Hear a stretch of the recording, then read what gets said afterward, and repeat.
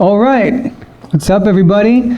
Welcome to Face-to-Face Time, our first show brought to you by Basileia University.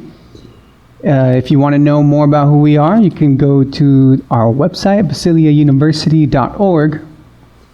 And here, we just want to encourage everybody to be real and be you. That's all. So, my name's Dion, and I'm going to be facilitating the meeting today. And so we are here just to have an honest group conversation, okay? In an atmosphere free from judgment. Nobody's going to judge you for what you say. Nobody is going to look down on you or lose respect for you or anything like that. Hopefully we can learn something today, and hopefully we can have some fun. And so we have three groups here. We have the teenagers over there in the front. You guys want to wave at the camera? Okay, and we have the 20-year-olds on the next step. You guys want to wave at the camera? All right. And we have our amazing elders, 30 years and over, here beside me. You guys want to wave at the camera? All right, cool. And on this side, we have the ladies. Ooh, yeah. And on this side, we have the gentlemen. Yeah, all right. Cool.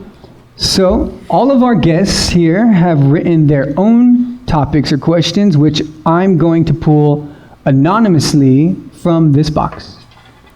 Alrighty? But we are not limited to just these. Okay? These are just meant to kickstart us because you're all welcome to express yourself spontaneously at any moment. And they could be new questions, they could be just your opinions, or they could be disagreements. At any moment, don't feel trapped by this. Don't feel trapped by anything. Okay? We just want everyone to feel free to say what they want to say.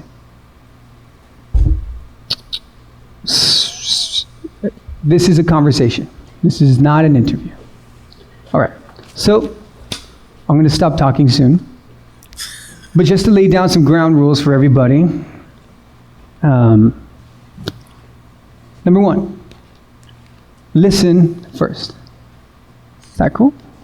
Number two, respect each person. I know it's hard.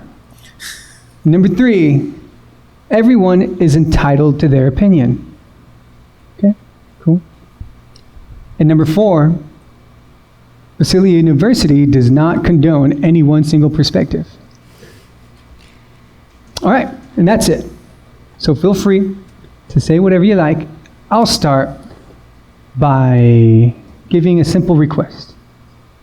We'll start with the ladies, and we'll work our way around. Just for this request, the rest of the conversation can be free and everybody can, there won't be an order to it. Just for this introduction. If you can just say your name and give a short background, who you are, just so we can break the ice.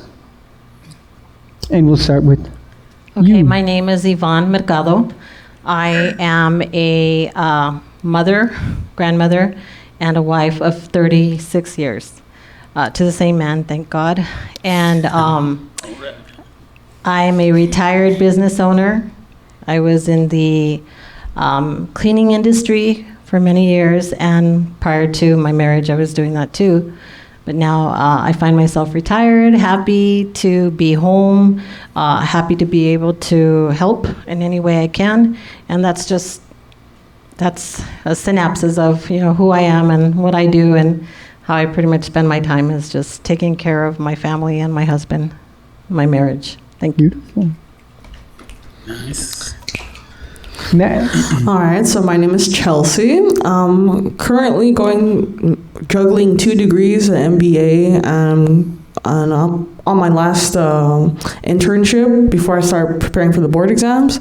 I've been married for 4 months, and nice to meet you guys. Ooh. Good job. So clap, snap. It's all good. I'm Verenia. I'm a junior, still going to high school. I play soccer, and that's about it. Excellent. I'm Apollo. I'm a senior at Rancho High School. I'm 17 years old. And yeah, that's it. Very nice. Cool. I'm John. I'm a nurse, licensed nurse, also a musician. Yeah. That's pretty much it too. All right. Yeah.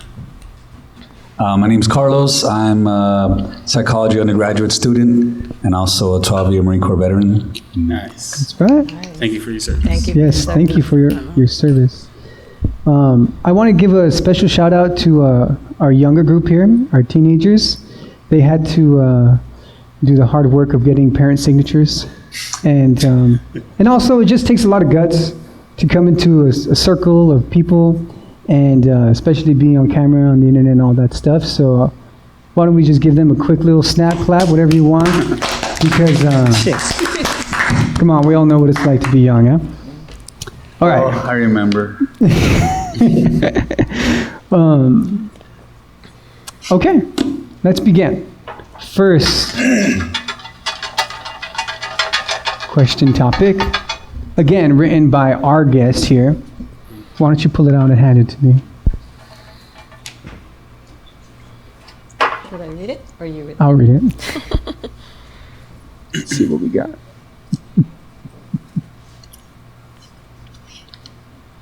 Okay, let's get right into it then, huh? Given the current and past situations in the U.S., for example, the Flint, Michigan water incident, the New Orleans hurricane incident, the Puerto Rico disaster, and etc., should the U.S. focus on world problems or fix their own first?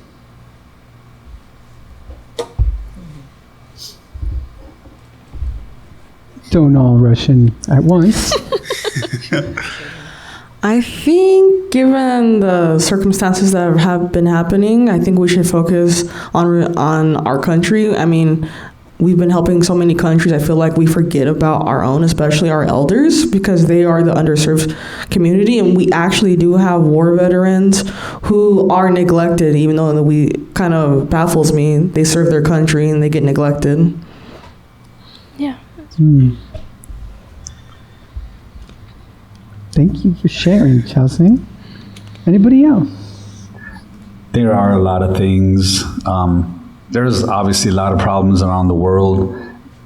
Doesn't look like they're going to end soon. You know, some of them might not end anytime soon, in our lifetime anyway.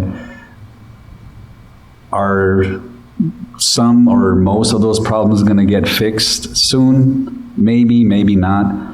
But I think just the U.S., there's a lot of problems here in the U.S. that we should be focusing on before we can start helping, or should start helping, other countries with money that we should be focusing on the U.S. itself. Just like you said, with just, for example, the veterans alone, and with this whole COVID thing, I think the COVID kind of surfaced a lot of those problems onto people's, I guess, just their sight to see that, okay, this is what's going on here in the U.S. So yeah, I think a lot of the problem we should focus on our own before we can start venturing out to other countries. I believe that we should help them. It's kind of a different contrast, but I think we do need to help them, because these states that you mentioned are part of the United States.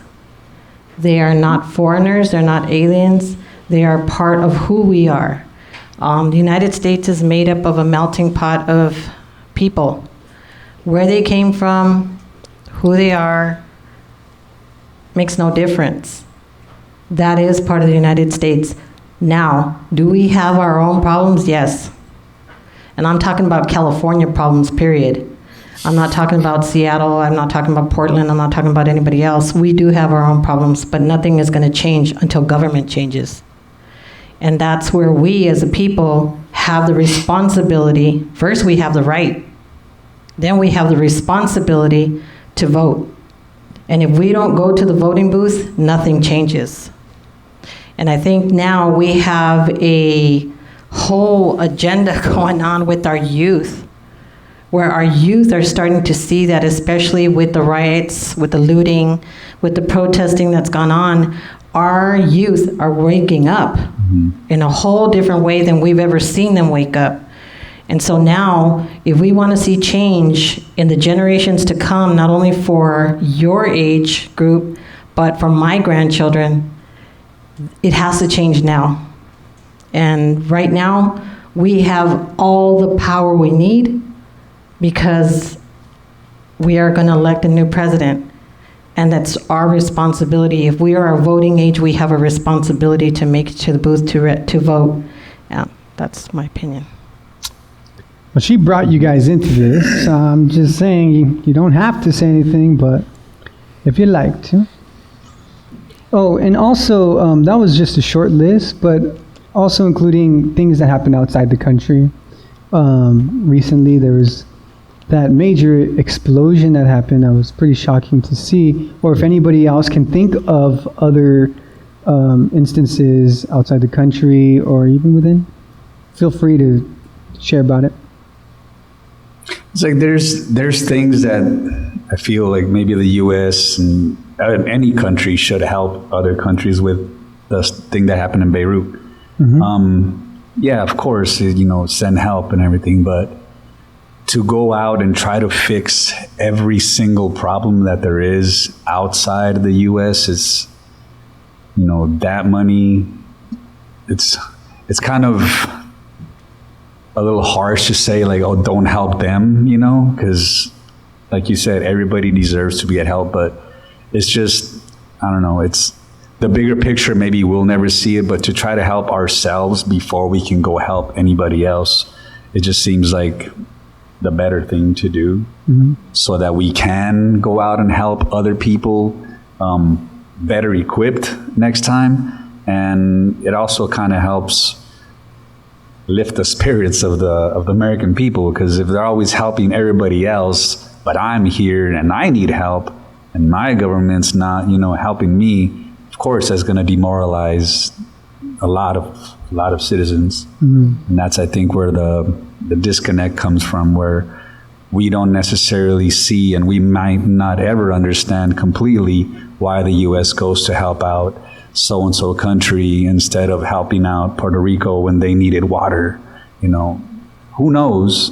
Maybe we never will, but from what we see, perception is reality. So all we see is they're not helping them, which is us, because it's still Puerto Rico. But like I said, who can really know for sure unless we know the entire story? But just from what we know, this is what we see. And I just think we should help ourselves in that sense before we can go out and help everybody else.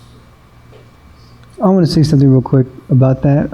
I remember being younger, like in my early 20s, maybe my teens, and I remember thinking about like social causes and how many causes there are just around.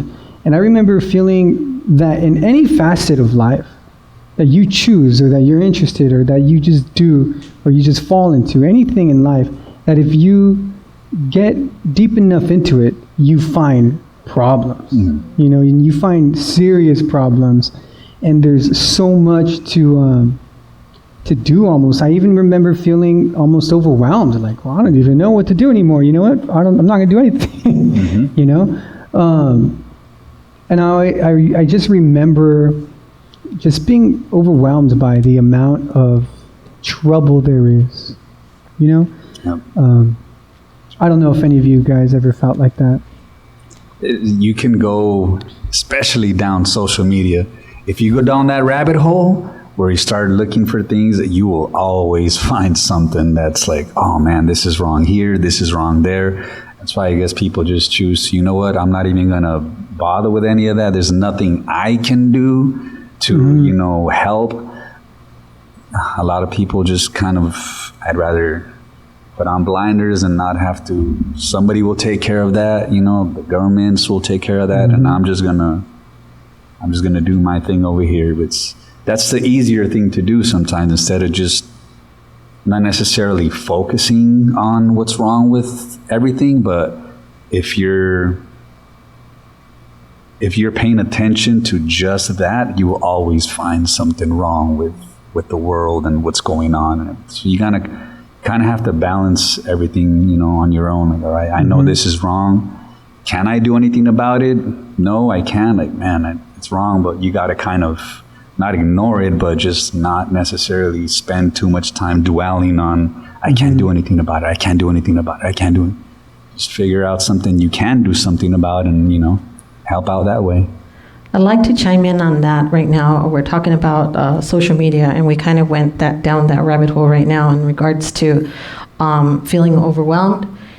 Yes, there is a lot of that, and it can take place with just any one of us. I felt that in the past before, and thinking like, I need to take a social media fast because this is just too much.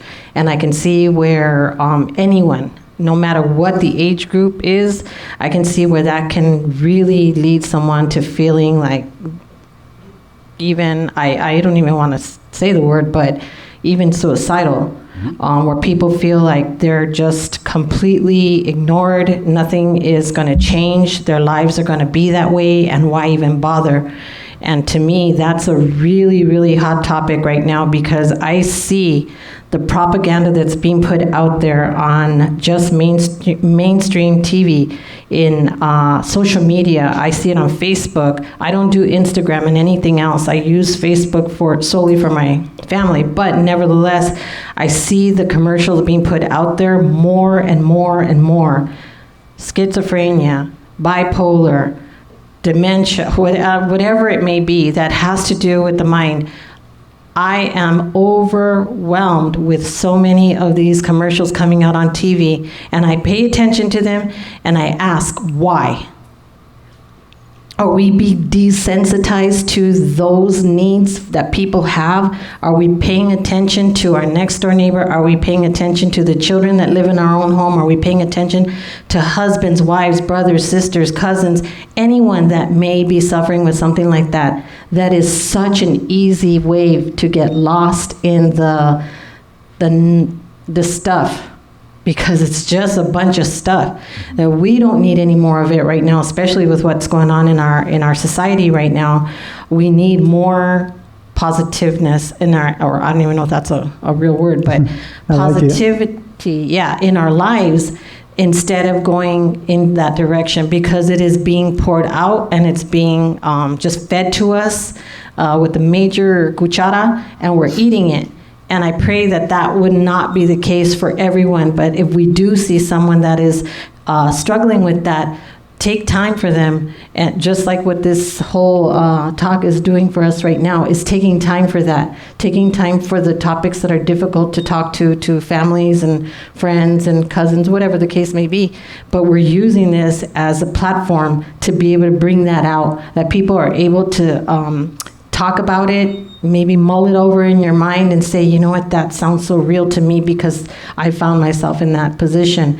So social media plays a major part in how our environment is adapting or not to what's going on right now with COVID-19 and the lockdowns, and, even going to the grocery store, that you don't find what you need. And that raises a bunch of other, situations that are going on in our home, is we need to provide for our families. And that's overwhelming for us. Mm-hmm. So that's kind of my idea on how social media is working with us right now. And I'd say it becomes difficult to, take a break from it, essentially, because I know for me, in the beginning of, when the lockdown happened, it was you want to learn about procedures you should take and what exactly it is and how you should go about, just so you can, live daily life, but during lockdown. And you just you see how, not just the lockdown, but how the economy was during it as well, and you're learning about it and just consuming all of it, and you're like, oh wow, this country's not really what it was like, as good as what they were saying it was, or just how great it was. And it's still, you know, better than other ones, but it has its own problems, and it's hard to want to take a break from that because you want to constantly learn and you want to see what you can do, but just knowing it's like, again, going down the rabbit hole for things, it's hard to like just choose, and you're like, do I consume this amount, or do I like just be okay with not having to see it all the time? But it is like, was it misery loves company? So you're like, do you want to be there, or do you want to just spare your mental health for a lot of that? I think that's really interesting. Like information overload and how it can affect your mental health. That is something I don't hear talked about very much, to be honest. Thank you. Anybody else? Anybody else?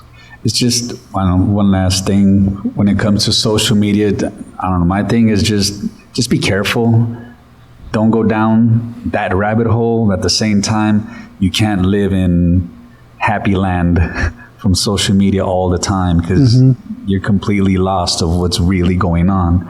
So like I said, it's just finding that, I guess, happy medium, you know, from social media, because it is as dangerous as it can be. Social media today is a very important tool also when used the right way, because that's how the majority of what's really going on in the world gets spread. Because the news, well, we all see how the news, I guess, picks and chooses what to show, you know, who to show it to. But with social media, there is no, I want to maybe filter as far as what's going on in the world, really, like Europe and Netherlands and all that. And like you said, the COVID, how it's exposing, I don't want to start sounding anti-American or nothing like that, but how COVID kind of exposed the United States as maybe it's not as all-powerful as everybody thought it once was. When you start looking, for example, the stimulus packages from every country, you know, the U.S. is like one of the lowest ones, and we're supposed to be, you know, the most powerful country. Not, like I said, don't bash, I'm not being anti-American, you know? Say it, brother. But it's just when it comes to stimulus checks, just like I said earlier, perception is reality. There's other countries, like, for example, the Netherlands. All their people are getting 90% of their paycheck of what they're getting, like, all the time. We just got one $1,200 check and fighting for another one that may or may not come. Like I said, I don't know the whole background on the economy and how it really is. All I can say is from what I know, which may or may not be a lot, but nevertheless, that's besides the point. This is just what I see, but from the information that we're being given, you know, on social media and all that. And maybe I need to do a little bit more research, but from what I see, that's what the numbers show.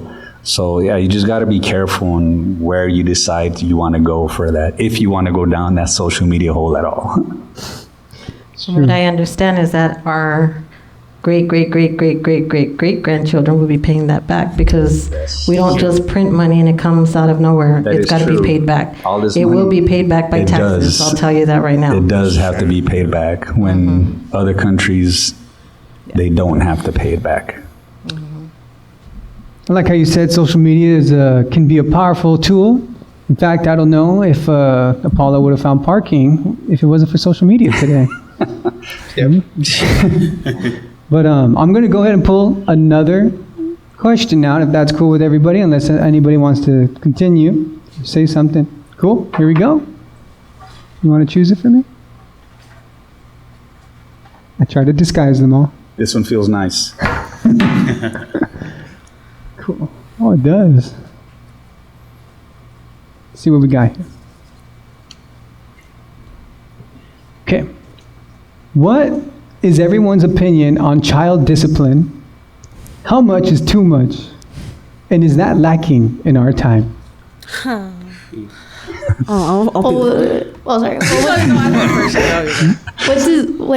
What does discipline mean, like, for you guys? Because I know for some it's like more free range, and I know it's like every time they mess up, like they face something. So what exactly does that like mean for all Anybody of you? want to define or what you say what you think it is to you? Child discipline for me is like, it's basically just trying to correct their behavior. Like when a kid is being disrespectful to their parents, that to me involves correction of behavior.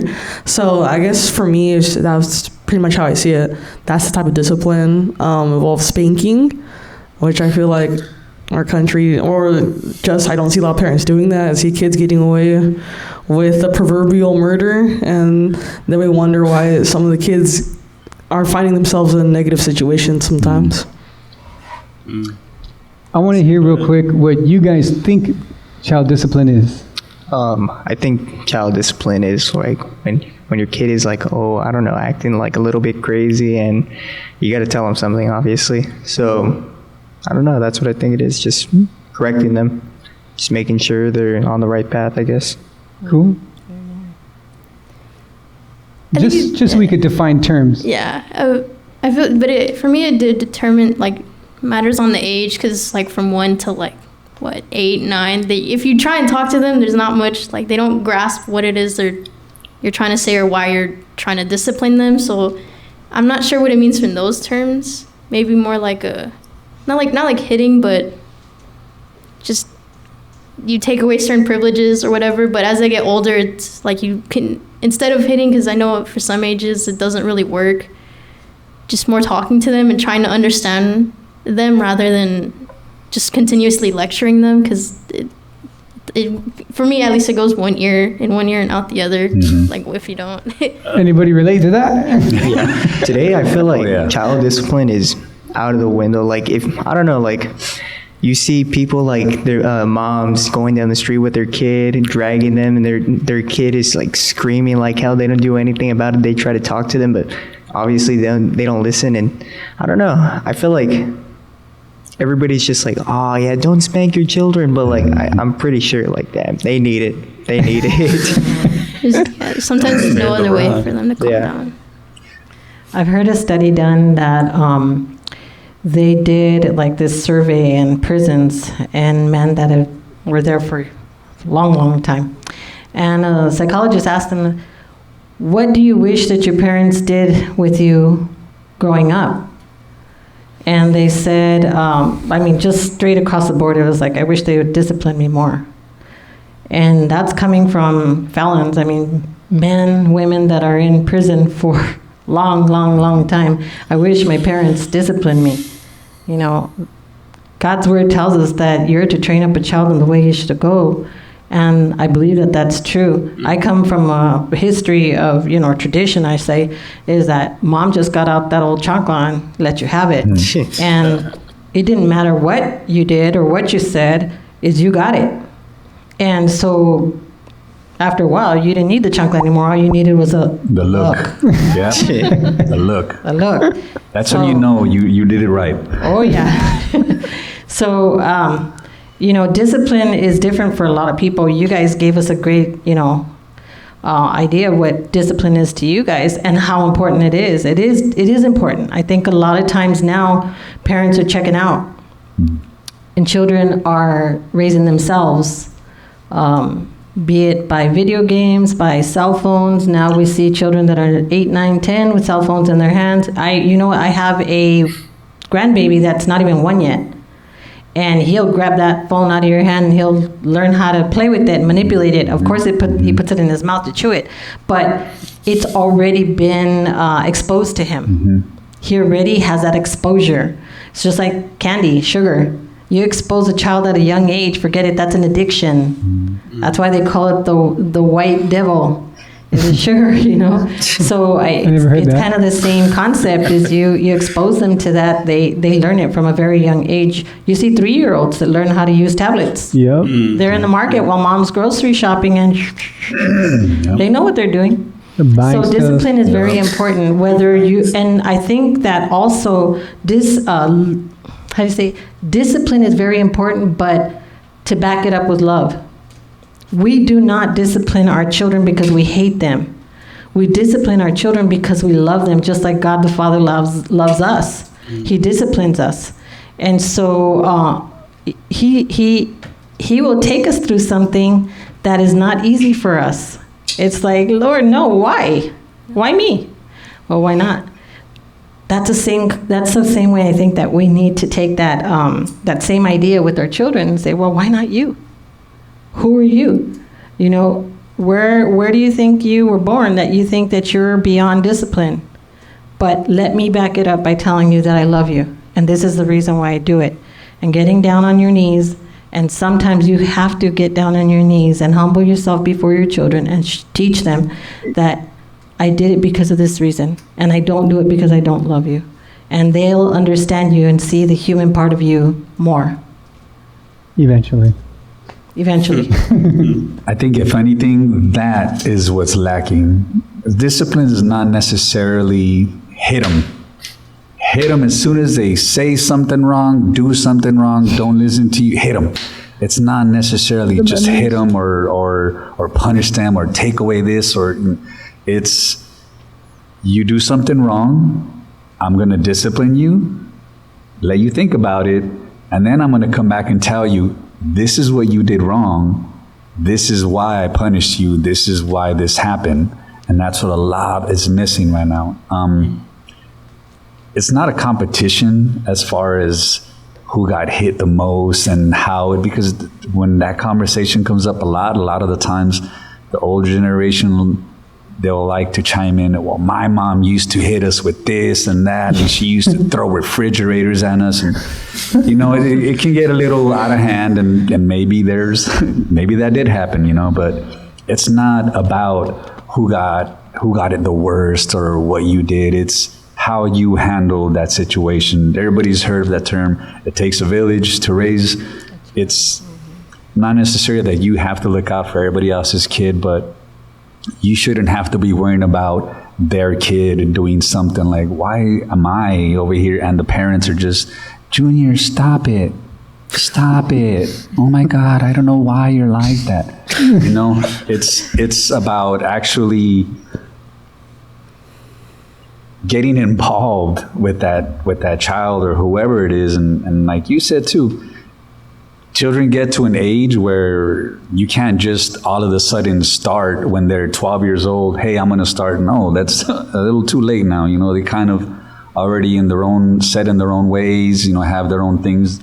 You gotta start early. And that's what a lot of people me personally, I feel a lot of people that have kids, younger people that have kids just to have kids, that's a lot of that disconnect is coming from that discipline. And you could see it in some of the people that you probably meet in your daily lives. They're like, man, that person needs to get, you know, they need to get, I don't know, I don't want to cuss if we can, but they need a little something extra, you know. And then you can tell also the ones who are like, oh, their mom raised them right, or their dad raised them right, or whoever, you know.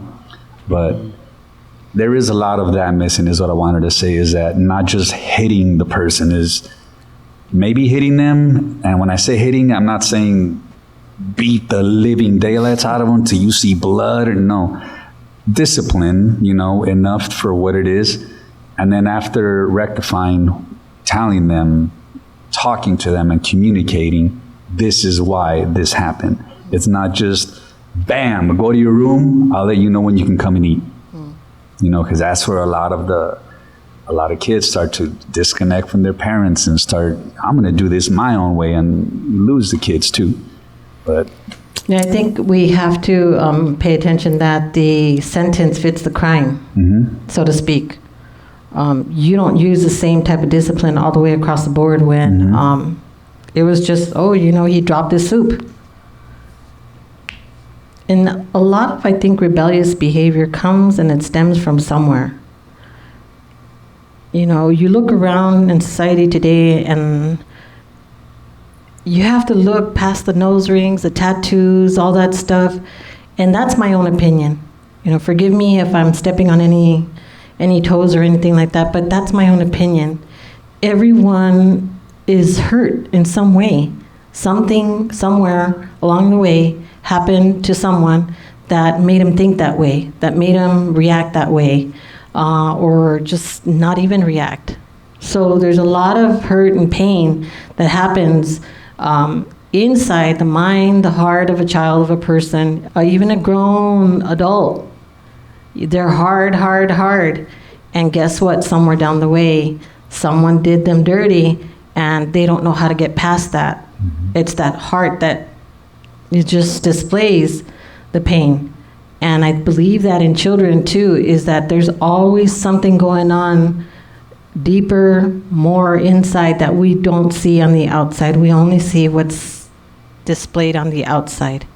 So just getting to know and hearing what's going on with the children helps us to understand, like, whoa, I messed up way back then, and here we are trying to fix it now. So I think a lot of it has to do with the, how children are going through a lot of stuff on their own right now too.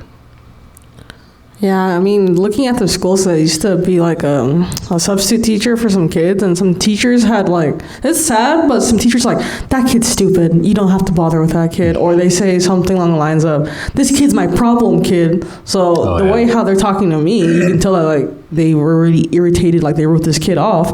But whenever, I find it funny, whenever I was dealing with these kids that they've written off as or problem or stupid, I'll just come up to them and say, okay, let's do our work together. And then I left a note for them like, oh, this so-and-so was being really good, And the teacher was like, well, that's just so weird, And it's just like, well, maybe you should, that's fun. I couldn't tell them this, but like, maybe you should just reevaluate your teaching style. Mm-hmm. Right. Yeah, I worked with in a school that was specifically for troubled youth and kids who could not handle being in public schools. And I worked with all ages from high school to kindergarten, and their behavior was extreme all across the board. But one thing that I learned was that, they have, a lot of them have been through trauma. A lot of them have been through really, really unbelievable situations. And you do find adults who just label them that. And they already have heard it before. They already probably believe it. But one thing I learned that was they all crave discipline.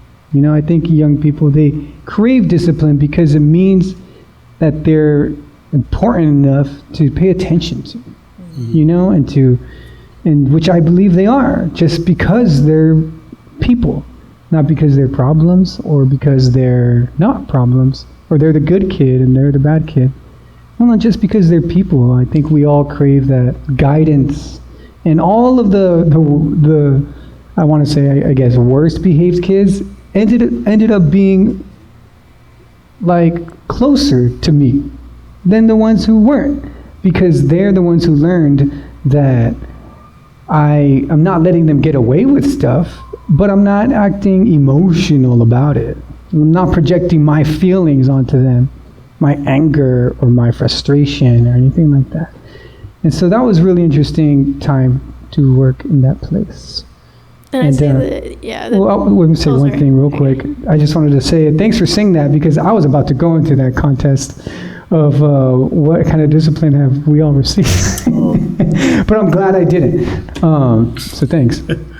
Go ahead. Oh, but I'd say that's very true. Not even I was like, I don't have extreme behavior problems, or just barely. Well, honestly, I don't know. Whatever. But well, I'll tell you about that later. But that is very true that a lot of the kids are the ones that we all do crave it, because it's like, oh, they do pay attention to me, or it's just an attention that, or just not that more. It's like I want the communication, because I know at least for me or other friends that there's no communication, and it's just discipline amongst parents. And it's like, do they really even care, or do they want this temporarily solved? And you realize that it's always just temporarily solved, just because they have problems with communication. They had their own traumas that they went through. So it's like, oh, there was never any basis that they passed on a emotional intelligence, where you're just you're able to help this person and give them a sort of base where they can communicate with other people and not act out of emotion and think more logically, so you don't just rationalize all your anger. You're just projecting constantly on other people. So I know for me, at least, it was like when I started acting up in like middle school. I don't remember what the cause was, but it did happen, and it's still a problem. But it was always the teachers that would just send me out, or the adults in my life that would just like temporary solution. There was no connection or no relationship for me, at least, with them. But the ones that did, or they're like, hey, why are you okay? Like, is there a way we can fix this? They're like, oh, they do care. It's just I wanted them to care, but like some of them really didn't. They're just like, oh, just a label, just the kid who doesn't really care. So that is really true, like amongst a lot of kids, I'd say. Wow. Look out, world. We have a smart generation coming up, huh? Anybody else want to share anything before I pull another question out? Cool. Here we go. All right, I'll let you do it. Only the elders, none of you. Oh. It's a long one. Boom. Boom. Boom. Boom. Boom. Okay, here we go. This is a 3-part. It says, COVID-19 has undoubtedly accelerated the digital age among every age group in the world, forcing the elderly to get on the digital train. Should things remain relatively indifferent from the present time? For example, masks, social distancing, lines everywhere, digital everything, including school? How will this affect kids that only know this lifestyle? And more importantly, how will this shape the future of the U.S.?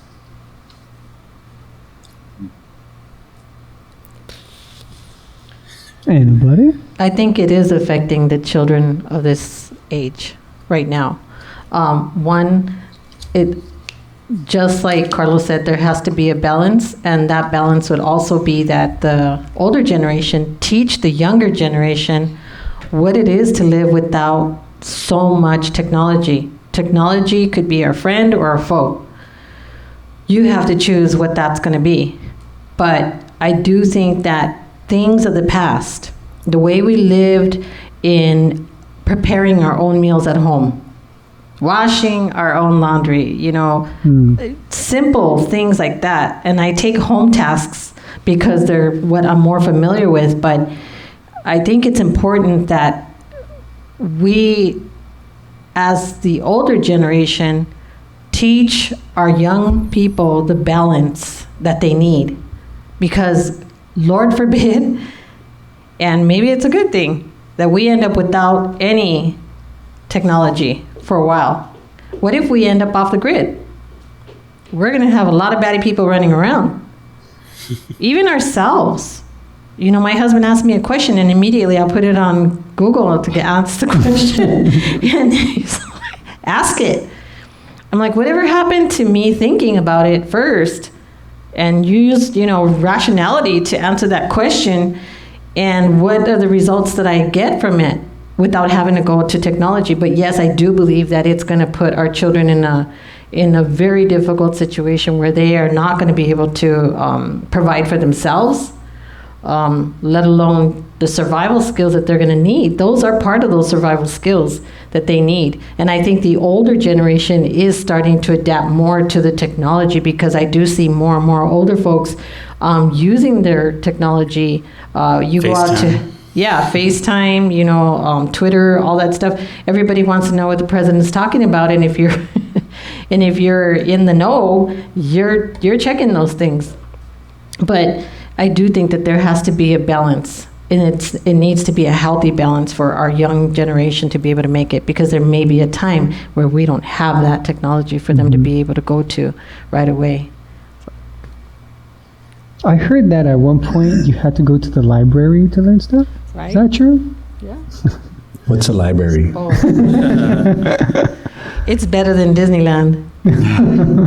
Whoa, slow down. Okay. Well, I can say one thing about the younger kids being on technology as far as school, having to go on a webcam or a Zoom for school. I think it's going to create avoid, like, socially, and it's going to, some people are not gonna.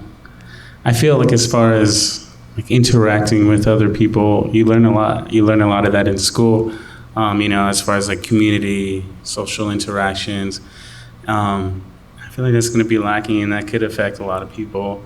And also, like Yvonne was saying, because I believe like a lot, you can gain a lot from like social interaction. It affects your life, how you interact with people, your bosses, going for a job, whatever.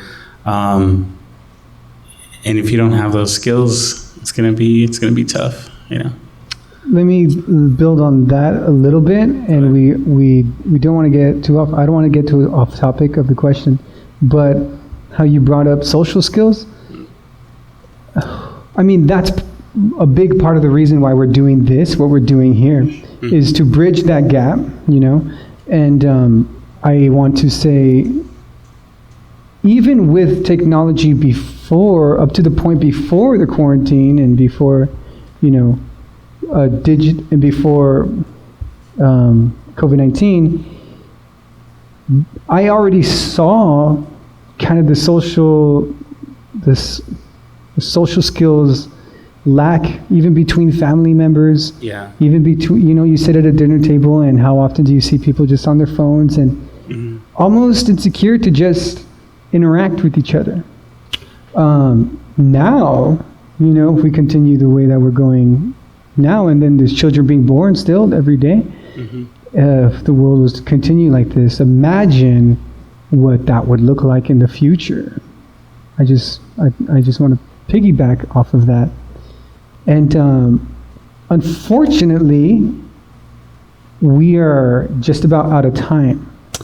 So does anybody want to say something on this topic real quick before we close up? I think in the social aspect of it is that we need also how to learn problem-solving skills. That removes it straight off the bat that we don't have that ability to really solve problems. And with how much we're being fed through social media right now, we have to have those skills, and that can only come by way of personal interaction. And families are just distracted by their phones and just separating them even more and more. I mean, Lord knows we were already having that problem prior to COVID-19. This has made it even worse because we want to know the latest stuff that's happening. How are we going to work our day out for the next day, for the next hour? And so we're constantly looking to see what did the president say, what is Fauci saying, or all this other stuff. So in a sense, our problem-solving skills are really just going out the window and making us more susceptible to anxiety, fear, depression, all that stuff.